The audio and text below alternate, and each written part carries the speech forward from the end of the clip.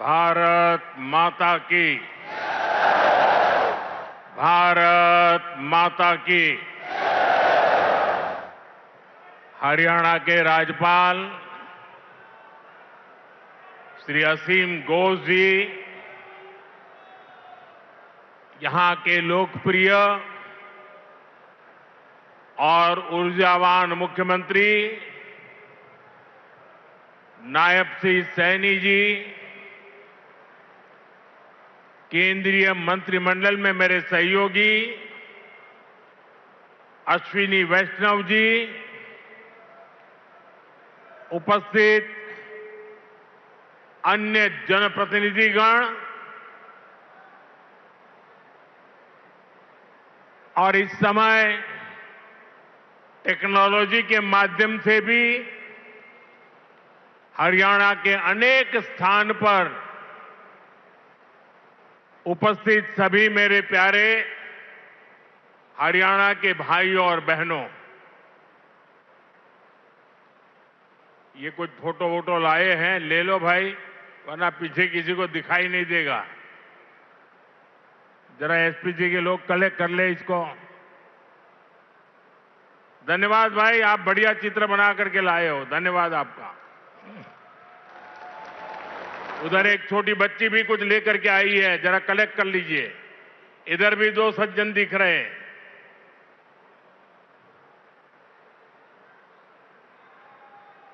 और फिर आराम से बैठ जाइए सब लोग। आपके प्यार के लिए, आपकी इस कला साधना के लिए मैं आप सबका धन्यवाद करता हूं जी। साथियों, जिंद की इस गौरवशाली भूमि से आप सभी को मेरी राम राम।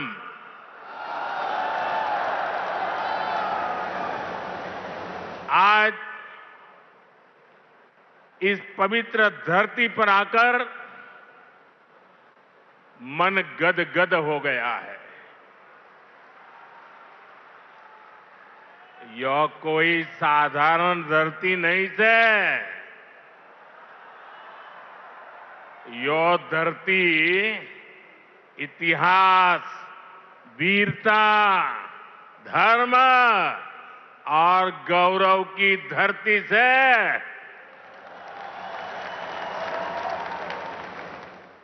शक्तिपीठ माता जयंतिया का नाम और आशीर्वाद इस शहर पर बना रहता है। और मेरे लिए तो जिंद आना पुरानी यादों का झरोखा खोलने जैसा है। मैं बैठे बैठे कई चेहरे देख रहा था, पुराने, सारे परिचित चेहरे। बहुत लोग होंगे जो क्लेम करते होंगे कि मैं उनके स्कूटर पर जींद में आया करता था। कई दशक पहले मैं संगठन के काम से पहली बार जींद आया था। फिर आप लोगों ने मुझे जो अपनत्व दिया,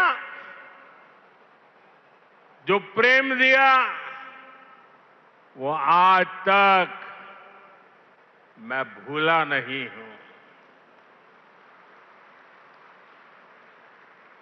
मुर्रा भैंस का दूध, दही और घी, जिंद का देसी बुरा और यहां का घेवर, ये वो यादें हैं जो जिंद से जुड़ ही जाती है। साथियों, इतने वर्षों में जिंद का घी और जिंद का घेवर तो नहीं बदला, लेकिन जिंद के तेवर बदल गए हैं। आज जिंद बीजेपी एनडीए के सुशासन मॉडल की तस्वीर बन रहा है। बीते वर्षों में पूरा हरियाणा ही विकास की नई पटरी पर चल पड़ा है। आज का ये कार्यक्रम डबल इंजन की बीजेपी सरकार के इसी मिशन को नई ऊर्जा से भर रहा है। साथियों, आज जिंद का, हरियाणा का नाम इतिहास के पन्नों में दर्ज हो गया है। आज यहां से देश को पहली हाइड्रोजन ट्रेन मिली है। आपको याद होगा साथियों, आज भी हम पढ़ते हैं, सुनते हैं कि भारत में पहली ट्रेन बॉम्बे से ठाणे के बीच चली थी, जिसे आज मुंबई कहते हैं। वैसे ही भविष्य में जब भी हाइड्रोजन ट्रेन का जिक्र आएगा तो जिंद का, सोनीपत का, हरियाणा का नाम भी आएगा ही आएगा। मैं आप सभी को, पूरे देश को भारतीय रेल की आधुनिकता से जुड़े इस बड़े कदम के लिए बहुत बहुत बधाई देता हूं। साथियों, आज 14,000 करोड़ रुपए से अधिक के अन्य प्रोजेक्ट्स भी हरियाणा को मिले हैं। इसमें रेलवे के, हाईवे के अनेक प्रोजेक्ट्स हैं, हमारी विरासत से जुड़े प्रोजेक्ट्स हैं और 2 नए मेडिकल कॉलेज भी हरियाणा की सेवा के लिए समर्पित है। भिवानी में पंडित नेकीराम शर्मा मेडिकल कॉलेज और नारनौल में महर्षि च्यवन मेडिकल कॉलेज और राव तुलाराम अस्पताल, इससे हरियाणा की स्वास्थ्य सेवा और सशक्त होगी। साथ ही इस यहां के नौजवानों के लिए डॉक्टर और अन्य मेडिकल प्रोफेशनल्स बनने के नए रास्ते भी बनेंगे। इन सभी प्रोजेक्ट्स के लिए भी हरियाणा के मेरे सभी भाई बहनों को बहुत बहुत बधाई। साथियों, आज जिंद और हरियाणा के लोगों की मैं एक और बात के लिए सराहना करूंगा। स्वच्छता से स्वागत पहल को आपने जिस गंभीरता से लिया है, जिस तरह मेरे आने से पहले यहां के लोग स्वच्छता अभियान में नए सिरे से, नई ऊर्जा से जुटे हैं, वो दिल खुश कर देने वाला है। और मैं देख रहा था पिछले 1 सप्ताह से सोशल मीडिया में आपका ये जो सफाई अभियान चल रहा है, उसकी भारी चर्चा रही है। लेकिन कुछ लोगों ने ये भी कहा है सोशल मीडिया में, मोदी जी आप बार बार आइए ताकि हमारा जिंद स्वच्छ रहे। जिस महाशय ने ये भाव व्यक्त किया है, मैं उनका धन्यवाद करता हूं। लेकिन मैं जिंद वालों से आज कुछ मांगने आया हूं। आप मुझे बताइए, क्या इस सफाई के लिए, ये स्वच्छता के लिए मोदी का आना जरूरी है क्या? अगर जिंद के लोग तय कर ले, हरियाणा के लोग तय कर ले कि अब हम गंदगी नहीं करेंगे, तो जिंद कभी गंदा होगा क्या? हरियाणा में गंदगी आएगी क्या? तो काम एक ही करना है, मोदी के आने की जरूरत नहीं है, सिर्फ आप तय कर लीजिए।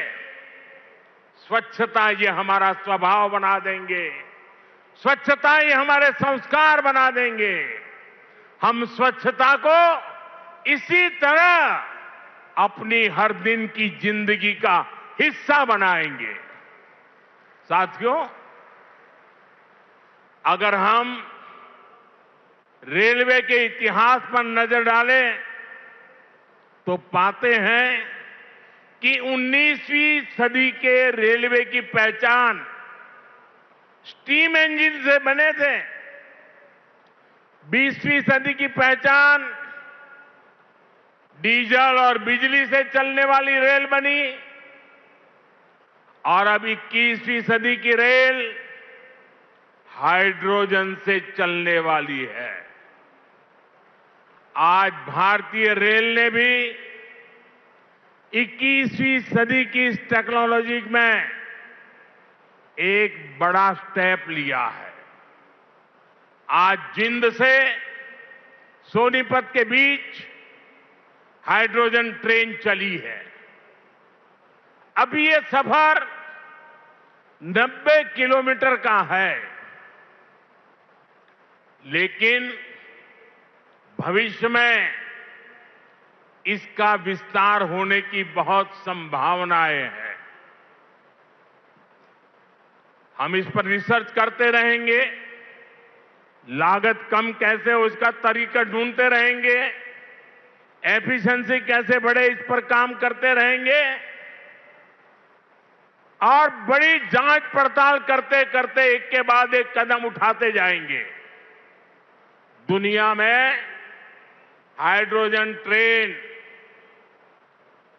अभी अभी आई है, करीब 7-8 साल पहले ही अस्तित्व में आई है।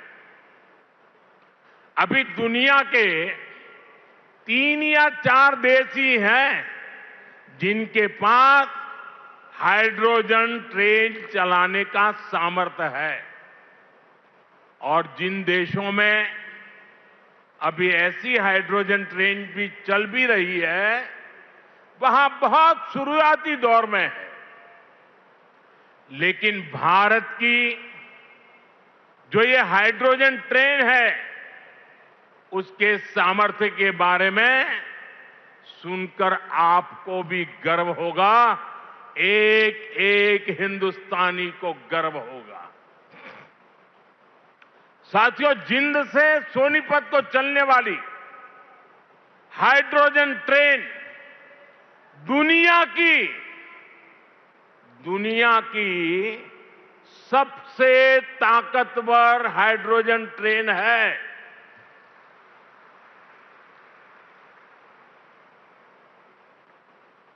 ये हाइड्रोजन ट्रेन 3200 हॉर्स पावर की है, 3200 हॉर्स पावर।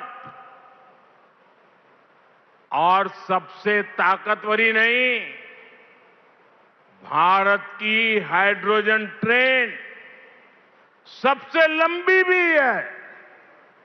दुनिया में जहां हाइड्रोजन ट्रेन चल रही है, वो 3 या 4 कोच वाली है, और भारत ने पहली बार में सीधे 10 कोच वाली हाइड्रोजन ट्रेन चलाकर दुनिया में अपना झंडा गाड़ दिया है।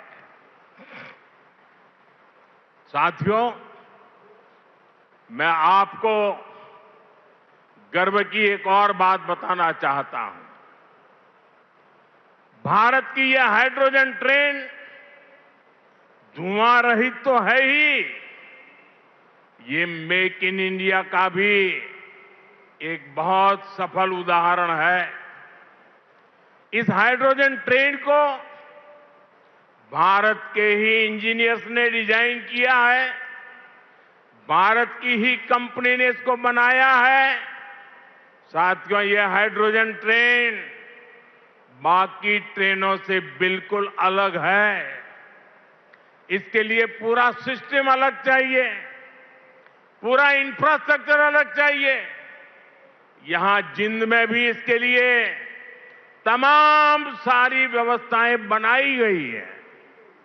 और साथियों, आने वाले समय में यहां हाइड्रोजन ट्रेन से जुड़ा और भी इंफ्रास्ट्रक्चर बनेगा। नई नई फैक्ट्रियां लगेगी जो हाइड्रोजन ट्रेन नेटवर्क की जरूरतों को पूरा करेगी। यानी इस ट्रेन से हरियाणा के नौजवानों के लिए रोजगार के अनेक नए अवसर बनने तय है। साथियों, पिछले 12 वर्षों में भारतीय रेल में जो ये बड़े बदलाव हुए, इससे भारत को एक और फायदा हुआ है। आप देख रहे हैं कि पिछले कई महीनों से पश्चिम एशिया में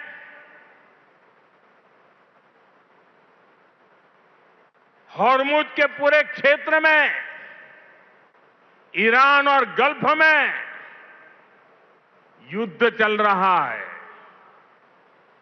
और जिस समुद्री रास्ते से, हॉर्मुज से भारत बहुत बड़ी मात्रा में पेट्रोल, डीजल, एलपीजी गैस, हमारे किसानों के लिए खाद उसी रास्ते से आता है, उसी समुद्री मार्ग से आता है। लेकिन पिछले 3-4 महीनों से ये रास्ता निरंतर युद्ध का मैदान बन चुका है, संकटों से घिरा हुआ है। साथियों, अगर 2014 से पहले अगर ये स्थिति आती तो आज हिंदुस्तान का रेलवे का काम पूरा का पूरा ठप पड़ा गया होता। क्योंकि उस समय 2014 में देश का बहुत बड़ा हिस्सा था, ऐसा था जहां हमारी ट्रेनें सिर्फ और सिर्फ डीजल से चलती थी। अब आप सोचिए, अगर डीजल आना बंद हो गया होता और डीजल से चलने वाली ट्रेनें कैसे चलती, देश कितने बड़े संकट में आ जाता। लेकिन साथियों, 2014 की स्थिति नहीं है ये मोदी है।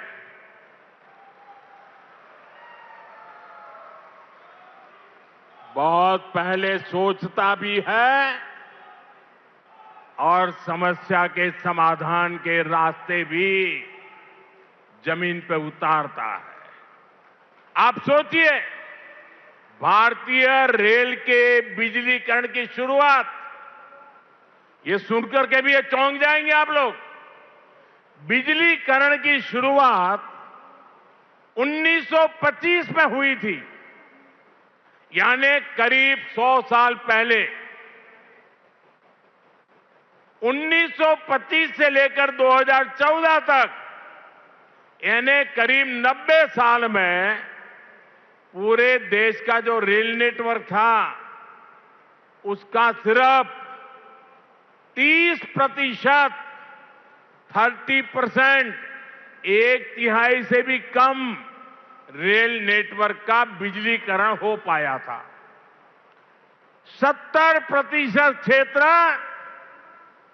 डीजल से चलता था और जिस गति से 90 साल में 30% काम हुआ, तो 100% होते होते 300 साल लग जाते, 200 और लगते। भारतीय बिजलीकरण रेलवे का शायद नहीं हो पाता, डीजल से ही रेल चलती। लेकिन बीते 12 वर्षों में भारत के करीब 99% 99% रेल नेटवर्क का बिजलीकरण हो चुका है। हरियाणा में रेल नेटवर्क का 100% बिजलीकरण हो गया है। इस वजह से लड़ाई होने के बावजूद भी, तेल का संकट पैदा होने के बावजूद भी भारत की रेल रुकी नहीं है, भारत की विकास की गाड़ी अटकी नहीं है, ट्रेनें निरंतर चलती रही। साथियों, रेल हो, रोड हो, कनेक्टिविटी का ऐसा काम सुविधा भी देता है और विकास की गति भी कई गुना बढ़ा देता है। आज जिंद जो इतने सारे हाईवे से जुड़ रहा है, अभी इस मंच से भी 3 बड़े प्रोजेक्ट शुरू हुए हैं। दिल्ली, अमृतसर, कटरा एक्सप्रेस वे के हरियाणा वाले हिस्से का लोकार्पण हुआ है।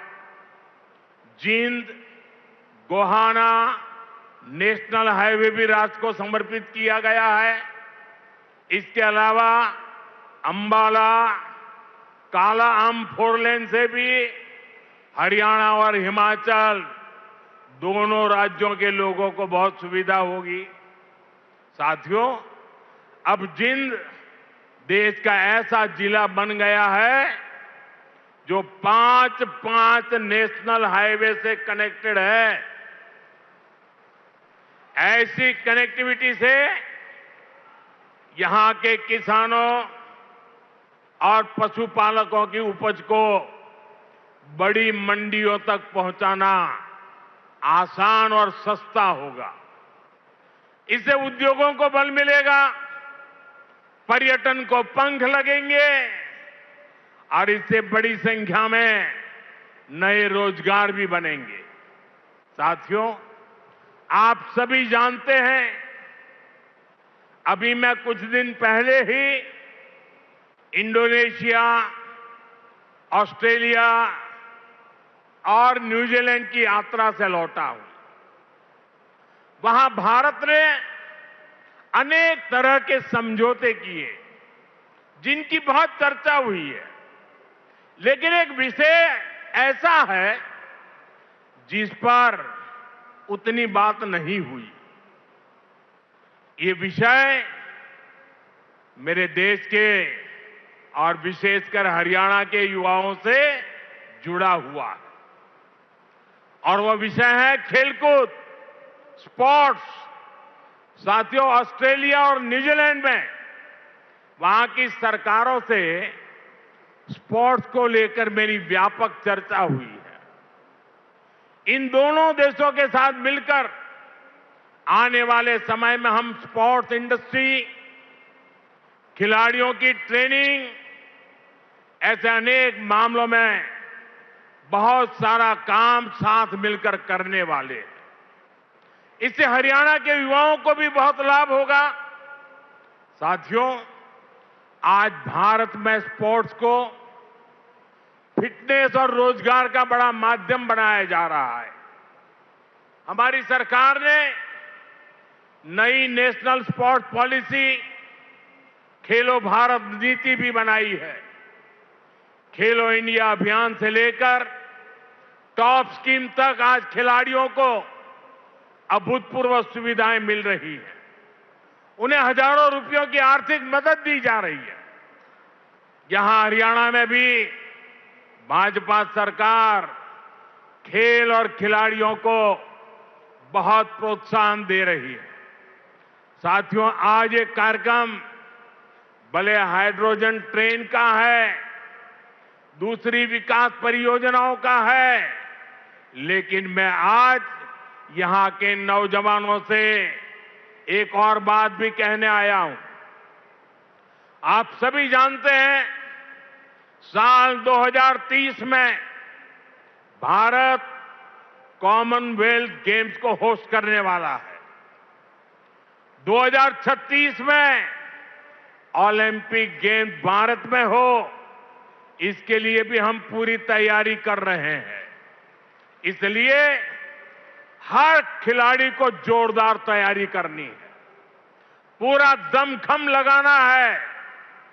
मैं आपको विश्वास दिलाता हूं कि डबल इंजन की बीजेपी सरकार आपको हर सुविधा देगी। और जो 36 के ओलंपिक को देखना चाहते हैं, आज जो 5 से 12-15 की उम्र के बच्चे हैं ना, हमें उस पर ध्यान केंद्रित करना होगा। और एक बात और भी बता दूं, आने वाले समय में अहमदाबाद में world police and fire games भी होने वाली है। मैं हरियाणा के साथियों से कहूंगा कि आप इसके लिए भी खूब तैयारी कीजिए। मुझे पक्का विश्वास है, हरियाणा के बेटे बेटियां हमेशा की तरह इनमें भी अपना परचम लहराएंगे। साथियों, हरियाणा की डबल इंजन सरकार सबका साथ सबका विकास के मंत्र पर चल रही है। नायब सिंह जी के नेतृत्व में हरियाणा सरकार यहां के नौजवान हो, किसान हो, बहनें बेटियां हो, सबके लिए बेहतरीन काम कर रही है। बिना खर्ची पर्ची के नौकरी देने का जो रास्ता हरियाणा सरकार ने दिखाया है, वो इतना आसान नहीं था, लेकिन ये भाजपा सरकार ने करके दिखाया है। साथियों, यहां के किसानों का हित भी हमारी प्राथमिकता में है। जिंद की मंडी तो हरियाणा की सबसे बड़ी मंडियों में से एक है। डबल इंजन की भाजपा सरकार के कारण हरियाणा के किसानों को बहुत लाभ हो रहा है। पीएम किसान सम्मान निधि से हरियाणा के किसानों को करीब 8,000 करोड़ रुपए मिल चुके हैं। इसमें जिंद के हमारे किसानों को भी 600 करोड़ रुपए से ज्यादा मिल चुके हैं। साथियों, हमारा देश संस्कार और संस्कृति का देश है और ये क्षेत्र तो इस समृद्ध विरासत का बहुत बड़ा केंद्र है। ये जिंद की धरती है, जहां महाराजा रणजीत सिंह का गौरव भी है और पांडवों की आस्था भी है। पांडु पिंडारा और रामराय जैसे पवित्र तीर्थ आज भी लाखों श्रद्धालुओं को आस्था के केंद्र है। साथियों, आस्था और अध्यात्म की यही विरासत है जिसे आज का भारत सहजता भी है और अब अगली पीढ़ी तक पूरे मान के साथ पहुंचाता भी है। इसी भाव के साथ आज कुरुक्षेत्र में एक सिख म्यूजियम की आधारशिला रखी गई है। हरियाणा का ये नया संग्रहालय भारत की महान गुरु परंपरा को अगली पीढ़ियों तक पहुंचाएगा। साथियों, हरियाणा अब तेज विकास के पथ पर दौड़ रहा है। खेती हो या फिर उद्योग, ये दो ऐसे पहिए हैं जो हरियाणा को सशक्त कर रहे हैं। आज जिन प्रोजेक्ट्स का शिलान्यास और लोकार्पण हुआ है, उनसे हरियाणा के विकास को और गति मिलेगी और हरियाणा का ये तेज विकास विकसित भारत के सफर को और ऊर्जावान करेगा। इसी शुभकामना के साथ आप सभी को फिर से बहुत बहुत बधाई देता हूं और देशवासियों को भी देश की पहली हाइड्रोजन ट्रेन के लिए अनेक अनेक शुभकामनाएं देता हूं। मेरे साथ बोलिए, भारत माता की। भारत माता की, भारत माता की। बहुत बहुत धन्यवाद।